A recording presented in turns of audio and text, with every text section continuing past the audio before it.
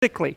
And we've been doing a lot of work. I'm going to have one of my graduate students actually come and talk to you about the work we've been doing on personality and political belief.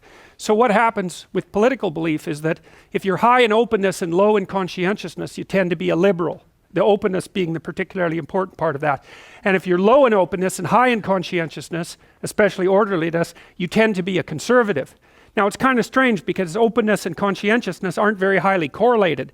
So it's not obvious why those two traits would combine to determine political belief. And the relationship is actually quite strong between temperament and political belief if you measure political belief comprehensively. But it seems to me that the fundamental distinction, and this is the political game at least along the liberal conservative axis, boils down to one thing.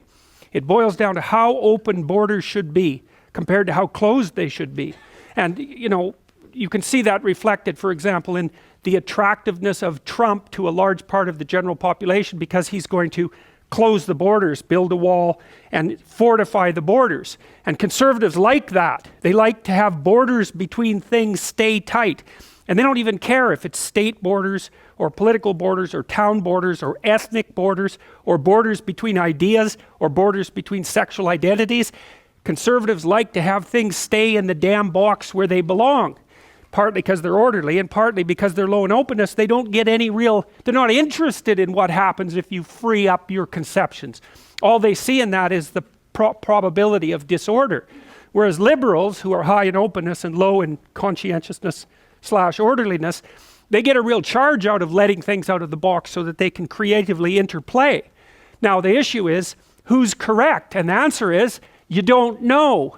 Because the environment underneath the political landscape moves. And so sometimes the right answer is tighten up the borders and fortify.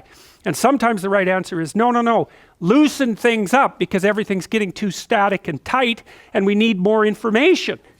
And the dialogue that occurs in the political landscape, this is why dialogue is so important, is fundamentally between these two opposing views of borders. And because you can't say with certainty which one is right at any given time, an open dialogue has to maintain itself so that the entire political state can maneuver properly along that moving line. It's absolutely crucial. It's really, really, really useful to know that people vote their damn temperament. It gives you more of an understanding, at least in principle, of those who sit on the other side of you on the political fence. And there's been recent newspaper articles, quite interesting.